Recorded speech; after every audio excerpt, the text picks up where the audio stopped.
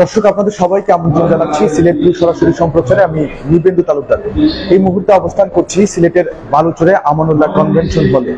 ইতিমধ্যেই দুয়ারে করা নাড়ছে দ্বাদশ জাতীয় সংসদ নির্বাচন। সিলেট সহ পুরো দেশ জুড়ে দ্বাদশ জাতীয় সংসদ নির্বাচনের নির্বাচনী হাওয়া বইছে।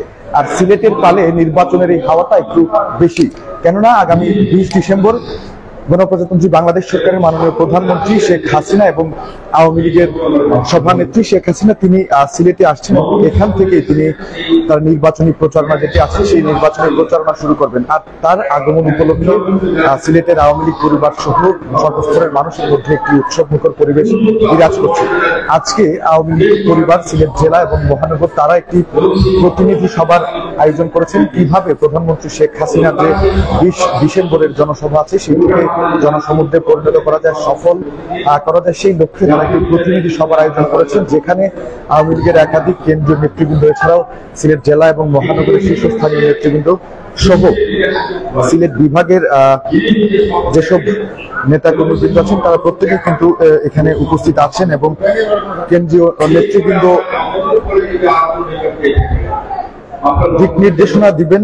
যেসব নেতৃবৃন্দ আছেন তাদের উদ্দেশ্যে দিক নির্দেশনা দিবেন। বাংলাদেশ আওয়ামী লীগের সভাপতি ও প্রধানমন্ত্রী শেখ হাসিনার সিলেট সফরকে ঘিরে আজকে বুধবার সিলেট জেলা এবং মহানগর আওয়ামী লীগ পরিবার একটি বর্ধিত সভার আয়োজন করেছে, যেখানে একটি প্রতিনিধি টিম থাকবে কেন্দ্রীয় নেতাদের, যার প্রতিনিধি টিমের নেতৃত্ব দেবেন দলটির প্রেসিডিয়াম সদস্য জাহাঙ্গীর কবির নানক। এছাড়া উপস্থিত থাকবেন প্রেসিডিয়াম সদস্য জেবুন্নসা হক, যুগ্ম সাধারণ সম্পাদক মাহবুবুল আলম হানিফ এমপি, শেখ হেলাল এমপি, সাংগঠনিক সম্পাদক শফিউল আলম চৌধুরী নাদেন, দপ্তর সম্পাদক ব্যারিস্টার বিপ্লব বড়ুয়া, সদস্য ডাক্তার মুশফিক হোসেন চৌধুরী, আজিজুজ্জামান আজাদ ডন এই সফরে অংশ নিয়েছেন। ইতিমধ্যেই তারা বক্তব্য রাখছেন। আমরা সরাসরি তাদের কাছ থেকে শুনবো তারা কি বক্তব্য রাখছেন এবং কিভাবে শেখ হাসিনার 20 তারিখের সমাবেশকে সফল করার জন্য তারা পরিকল্পনা নিয়েছেন, তার বিস্তারিত আপনাকে জানাবো। আশা করছি শেষ পর্যন্ত আমাদের সাথে আমরা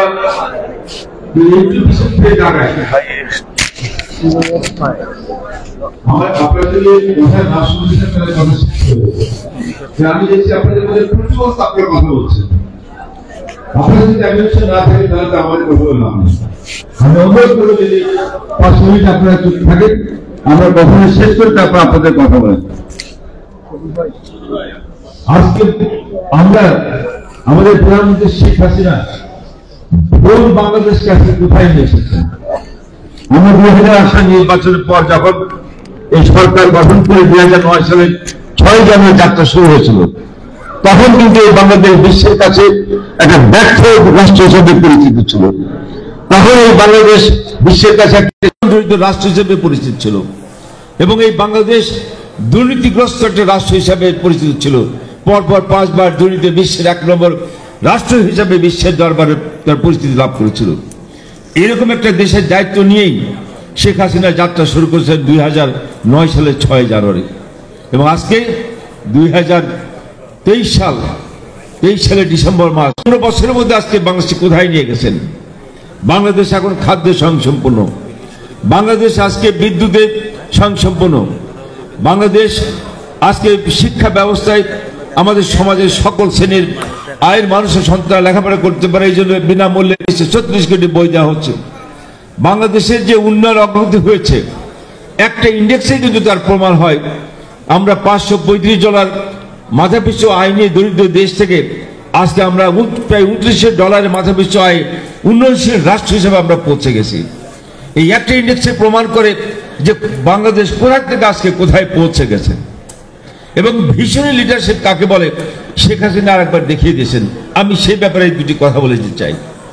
আমরা রাস্তাঘাট দেখছি, ইনফ্রাস্ট্রাকচার দেখেছি, উন্নয়ন দেখেছি, কিন্তু একটা দেশকে যদি অর্থনৈতিকভাবে এগিয়ে নিতে হয় তাহলে সেই দেশের প্রধান শর্ত থাকে তার অবকাঠামো উন্নয়ন।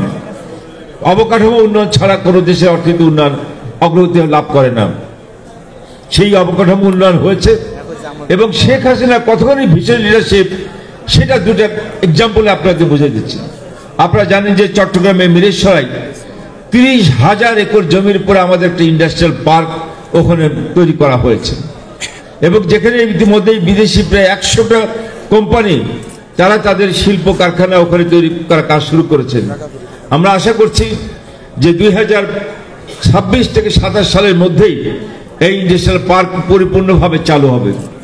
এটা যখন পরিপূর্ণভাবে চালু হবে তখন আমাদের ওখানে প্রায় 10 লক্ষ মানুষের কর্মসংস্থানের ব্যবস্থা হবে এবং $100 বিলিয়ন আমরা রপ্তানির আমাদের লক্ষ্যমাত্রা আমরা অর্জন হবে, সেটা নিয়ে আমাদের কাজ করা হচ্ছে। এই যে বাংলাদেশে এখন $50 বিলিয়ন আমাদের রপ্তানি, সেখানে এক মিনিস্টারে ইন্ডাস্ট্রিয়াল পার্ক থেকে আমাদের $100 বিলিয়ন আমাদের রপ্তানি আয় হবে। এই যে ভিশনারি লিডারশিপ একেই বলেন। আজকে দেখুন আমাদের 100টা শিল্প অঞ্চল করা হয়েছে, যেটা অনুমোদন হয়েছে। অনেকগুলো শিল্প অঞ্চল ইতিমধ্যেই চালু হয়েছে, আংশিক অনেক পরিপূর্ণ হয়েছে। প্রত্যেকটা শিল্প অঞ্চলের যদি পরিপূর্ণভাবে চালু হয় তাহলে কমপক্ষে একটা শিল্প অঞ্চলে 1 লক্ষ মানুষের কর্মসংস্থানের ব্যবস্থা হবে। তাতে 100টা শিল্প অঞ্চলে 1 কোটি মানুষের কর্মসংস্থানের ব্যবস্থা শুধু হবে না, প্রত্যেকটাতে যদি $1 থেকে $2 বিলিয়ন আমাদের রপ্তানি হয় তাহলে এই 100টা অর্থনৈতিক অঞ্চল থেকে আমাদের প্রায় $200 বিলিয়ন আমরা রপ্তানি আয় আমরা করতে সক্ষম হব। কোথায় যাবে বাংলাদেশ একটু ভেবে দেখেন। এবং এই যে আমাদের দেশে বিদ্যুতের আমাদের বর্তমান চাহিদা 15,000 মেগাওয়াট থেকে 16,000 মেগাওয়াট। আমাদের এখন বিদ্যুৎ উৎপাদনের সক্ষমতা 26,000 মেগাওয়াট ছাড়িয়ে গেছে এবং এখনো কিছু পাইপলাইন আছে যেগুলো উৎপাদনে যখন আসবে আমরা 30,000 মেগাওয়াট আমরা বিদ্যুৎ উৎপাদনের সক্ষমতা আগামী 3-4 বছরের মধ্যে আমাদের অর্জিত হবে। অনেকেই বলেছিলেন এর আগে যে আমার চাহিদা 15 থেকে 16,000 মেগাওয়াট, তো 30,000 মেগাওয়াট বিদ্যুৎ উৎপাদনের সক্ষমতা আমাদের কোন কাজে লাগবে? কাজে লাগবে এইটাই, আজকে যখন মিরেশ্বরা ইন্ডাস্ট্রিয়াল পার্কটা চালু হবে, পরিপূর্ণ হবে, এক মিরেশ্বরাতে আমাদের 10,000 মেগাওয়াট বিদ্যুৎ লাগবে শুধুমাত্র ওখানে শিল্প কারখানা চালু করার জন্য। এবং সেই সঙ্গে 100টা শিল্প অঞ্চল যখন চালু হবে, পরিপূর্ণ হবে, সেখানেও আমাদের প্রায় 5 থেকে 10,000 মেগাওয়াট বিদ্যুৎ আমাদের প্রয়োজন হবে। এই যে ভিশনারি কাকে বলে সেটা শেখ হাসিনা প্রমাণ করে দিয়েছেন যে উনি জানেন এই বাংলাদেশকে যদি উন্নত রাষ্ট্রে পরিণত করতে হয় তাহলে আমাদের শিল্প বিপ্লব ঘটাতে হবে। শিল্পায়নের ছাপ শুধুমাত্র আমাদের এই রেডিমেড গার্মেন্টসের শ্রমিক দিয়ে বা আমাদের কৃষি খাদ্যে আমাদের উন্নত রাষ্ট্র পৌঁছানো যাবে না। যার কারণেই উনি উন্নত রাষ্ট্র তৈরি করার জন্য 2041 সালে আমার বাংলাদেশকে উন্নত রাষ্ট্রে যাতে আমরা পৌঁছতে পারি এই ভিশন উনি লক্ষ্য করে নির্ধারণ করে আজকে কাজ শুরু করেছেন। এই কি বলে ভিশনারি লিডারশিপ। আজকে আমাদের সেই নেত্রী যিনি তার দক্ষতা, মেধা, বিচক্ষণতা দিয়ে সারা বিশ্বে নিজের একটা শক্ত অবস্থান তৈরি করেছেন। প্রায় বিশ্বে 200টা রাষ্ট্র আছে, এর মধ্যে আমরা অর্থনৈতিকভাবে এখন 36তম আমরা অর্থনৈতিক শক্তিশালী দেশ। কিন্তু আপনারা যদি লক্ষ্য করে দেখেন যে বিশ্বের যে কোনো সামিট যদি হয়, সম্মেলন যদি হয়, বা বিশ্বের যে কোনো অনুষ্ঠান যদি হয় যেখানে বিশ্ব নেতারা শীর্ষ পর্যায়ে থাকেন, প্রথম 10 জন নেতা যে দাওয়াত পান তার মধ্যে আমাদের প্রধানমন্ত্রী শেখ হাসিনাকে দাওয়াত দেওয়া হয়। কারণ উনি নিজের দক্ষতা, বিচক্ষণতা, যোগ্যতা দিয়ে তার সেই অবস্থাটা তৈরি করে। দেশবাসী মনে করেন শেখ হাসিনার বিচক্ষণতা, দক্ষতার কারণেই বাংলাদেশের মধ্যে একটা দরিদ্র, ব্যর্থ, দুর্নীতিগ্রস্ত রাষ্ট্রকে আজকে এই পর্যায়ে নিয়ে আসতে সক্ষম হয়েছেন আমাদের প্রধানমন্ত্রী শেখ হাসিনা। সেই নেত্রী আসবেন আমাদের আগামী নির্বাচনের, জাতীয় সংসদ নির্বাচনের প্রচারণা শুরুর জন্য এই সিলেট আমাদের যে পুণ্যভূমি, এখানে হযরত শাহজালাল, হযরত শাহপরাণ সহ অগণিত আমাদের পীর পয়গম্বরের যে পুণ্যভূমি, সেই পুণ্যভূমি দিয়ে আমরা এখান থেকে প্রচারণা শুরু করবেন প্রতি নির্বাচনের মতোই। আপনাদের এখন লক্ষ্য থাকতে হবে আমরা আমাদের এই নেত্রীকে, যে বিশ্ব নেত্রী হিসেবে নিজেকে প্রতিষ্ঠা করেছেন, তাকে আপনারা কিভাবে বরণ করবেন। আমি এখানে ইতিমধ্যে অনেকের কথা শুনেছি, অনেকেই বলেছেন হবিগঞ্জ থেকে, মৌলভীবাজার থেকে, সুনামগঞ্জ থেকে অনেকে লোক নিয়ে আসবেন এই জনসভায়। মানুষ তো আসবেই। নির্বাচনের সময় প্রত্যেকটা প্রার্থীর দায়িত্ব হচ্ছে তার নির্বাচনে তার যে শক্ত অবস্থান আছে দলীয় নেতা কর্মীদের মধ্যে এবং সমর্থকদের মধ্যে, সাধারণ কর্মী সমর্থক, সেটা প্রমাণ করার কিন্তু একটা ভালো জায়গা হবে আমাদের এই আগামী 20 তারিখে জননেত্রী শেখ হাসিনার জনসভায়। আপনাদের প্রমাণ করতে হবে যে তার সাংগঠনিক কতটুকু যোগ্যতা আছে, কার জনসমর্থন কতটুকু আছে, সেটা আপনাদের গুছাই নিয়ে আসার মধ্যে প্রমাণ হবে। আর সবচেয়ে বেশি আমি গুরুত্ব মনে করি যে আমাদের এই সিলেট জেলার এবং মহানগরের মানুষের উপর, সিলেটের প্রত্যেকটা উপজেলা থেকে একটা উৎসবমুখর পরিবেশে ঢেউ তুলে দিতে হবে। আজকে থেকে সিদ্ধান্তর পর থেকে আগামীকাল থেকে সিলেটের মহানগর সহ প্রত্যেকটা উপজেলায় মিছিল করতে হবে প্রতিদিন, জননেত্রী শেখ হাসিনাকে স্বাগতম জানিয়ে মানুষের মধ্যে বার্তা পৌঁছে দিতে হবে, ঢেউ তুলে দিতে হবে। এই ঢেউ দিয়ে আপনার নির্বাচনে বৈতরণী পার হতে হবে। এইরকম লক্ষ্য নিয়ে আপনারা যদি কাজ করেন, আমি মনে করি এই জনসভা একটা ঐতিহাসিক জনসমুদ্রের রূপ নেবে যদি আপনাদের যদি সেই উদ্যম নিয়ে যদি আপনারা কাজ শুরু করেন। আর একটা বিষয় একটু আমি কথা বলে শেষ করতে চাই। আমাদের নারী ভোটার কিন্তু আমাদের প্রায় অর্ধেক মতো। এই নারী ভোটারদেরকে আপনাদেরকে আনার জন্য উদ্যোগ নিতে হবে। আমাদের সিলেটে এলাকার নারীরা একটু কনজারভেটিভ, সেই কারণে নারী টিমদেরকে মাঠে নামিয়ে দিন, তাদেরকে সাপোর্ট দিন, যাতে তারা ভালোভাবে আমাদের এই নারী সমাজকে উন্নতি করে নিয়ে আসতে পারে। কারণ শেখ হাসিনা আমাদের প্রধানমন্ত্রী, উনি নারীদের জন্য যে কাজ করে গেছেন, এরকম কাজ নারীদের কল্যাণের জন্য বাংলাদেশে গত 52 বছর আর কেউ করে নাই।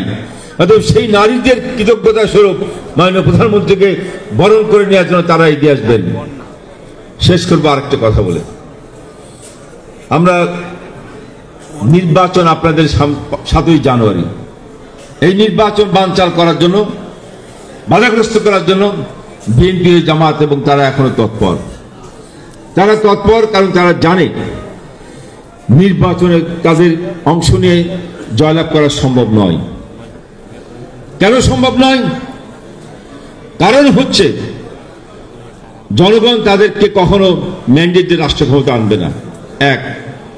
2 হচ্ছে আমরা যার সৃষ্টিকর্তায় বিশ্বাসী মহান আল্লাহ পাক রাব্বুল আলামিন, যিনি ন্যায়ের কথা বলেন, সত্যের কথা বলে এই পৃথিবীতে আমাদেরকে সত্য পথে চলার নির্দেশনা দিয়েছেন, তিনি কোনো পাপী বান্দাদেরকে রাষ্ট্রীয় ক্ষমতায় দেখতে চান না। এই বিএনপি এবং জামাত যারা রাষ্ট্র ক্ষমতায় থাকতে যে অপরাধ করেছিল 2001 থেকে 2006 সাল, বিশেষ করে আওয়ামী লীগের নেতা কর্মীদের নির্বিচারে হত্যা করেছিল, যার মধ্যে আমাদের সিনিয়র নেতারা ছিলেন শাহ কিবরিয়া সাহেব, আসুল্লাহ মাস্টার এমপি, নাটোরের মমতাজউদ্দিন আহমেদ এমপি, খুলনার অ্যাডভোকেট মজদুর ইমামের মতো সিনিয়র নেতারা ছিলেন। প্রায় 25 থেকে 26 হাজার আওয়ামী লীগের নেতাকর্মী হত্যা করেছিল। আমাদের বর্তমান প্রধানমন্ত্রী শেখ হাসিনাকেও গ্রেনেড হামলা করে হত্যা করার চেষ্টা করা হয়েছিল, উনি প্রাণে বেঁচে গেলেও আমাদের 24 জন নেতাকর্মী প্রাণ হারিয়েছিলেন। এই ব্রিটিশ হাইকমিশন আনোয়ার চৌধুরীর উপরে সিলেটেই এই পূর্ণভূমিত বোমা হামলা করা হয়েছিল, গ্রেনেড হামলা করেছিল, উনি প্রাণে বেঁচে গেলেও 2 জন মারা গিয়েছিল, উনি আহত হয়েছিলেন। আল্লাহ পাক রাব্বুল আলামিন উনি বলেছেন মানুষের অপরাধকে জানা অজানা অনেক সময় ভুলের অপরাধকে অনেক ক্ষমা করেন, কিন্তু মানুষ হত্যাকারীকে কখনো উনি ক্ষমা করবেন এই কথা বলে নাই। এদেরকে কখনো ক্ষমা করে না। আর একটা ক্ষমা করে না, যারা নারী ধর্ষণকারী তাদেরকে আল্লাহ কখনো ক্ষমা করে নাই। এই বিএনপি জামাত 2001 সালে নির্বাচনের পরে শুধু নৌকায় ভোট দেওয়ার অপরাধে প্রায় 8 থেকে 10 হাজার আমার মা বোনদের উপর পাশে ভেঙে নির্যাতন করেছিল। এখনো সেই উল্লাপাড়ার পূর্ণিমা শীল যে মেয়েটি এখনো তার মানসিকভাবে ভারসাম্য হারিয়ে ফেলেছে এই পাশবিক নির্যাতনের কারণে। মাত্র 13 বছরের বালিকা ছিল, তার বাবা মা নৌকায় ভোট দিয়ে সেই অপরাধে তাকে গণধর্ষণ করা হয়েছে। এরকম পূর্ণিমা, মাহিমা, রোজ উপাসক অজস্র নারীকে ধর্ষণ করেছিল। আল্লাহ মহান আল্লাহ পাক রাব্বুল আলামিন এই ধর্ষণকারী হলো কবিরা গুনাহ, এদেরকে কখনো ক্ষমা করেন না। আর এই সকল পাপের নেতৃত্ব দিয়েছিল এই বেগম খালেদা জিয়ার সরকার এবং এই তারেক রহমান, খুনি এবং দুর্নীতিবাজ একটা সন্ত্রাসী। আমি সেই কারণে বলেছি বিএনপির নেতৃত্বে যতদিন এই বেগম খালেদা এবং তারেক রহমান থাকবেন ততদিন এই বাংলাদেশের রাষ্ট্র ক্ষমতায় এরা কোনোদিন আসতে পারবে না এবং পারবে না ইনশাআল্লাহ। কারণ এটা কোনোদিন আল্লাহ পাক রব্বুল আলামিন সমর্থন করবে না। অতএব আমাদের মাননীয় প্রধানমন্ত্রী শেখ হাসিনার নেতৃত্বেই আমরা আগামী নির্বাচনে আবারও বিপুল ভোটে জয়লাভ করে আমরা রাষ্ট্র ক্ষমতায় আসবো। আপনারা আপনাদের সেই অবস্থানকে সুদৃঢ় করে ওই ক্ষমতার অংশীদারিত্বে আপনারা কে কতদিন যেতে পারবেন তার প্রতিফলন আমরা নির্বাচনে শুধু নয়, নির্বাচনের আগে এই জনসভা আমরা দেখতে চাই। ইনশাল্লাহ আপনারা সকলে উদ্যোগ নিলে আগামী নির্বাচনে আমাদের বিপুল জনসমগ্রের মধ্য দিয়ে আমরা যেমন আগামী নির্বাচনে জয়লাভ করব, তেমনি জনসভা আমরা জনসমুদ্রের রূপ নেব, এই প্রত্যাশা ব্যক্ত করে আমার কথা শেষ করছি। জয় বাংলা, জয় বঙ্গবন্ধু।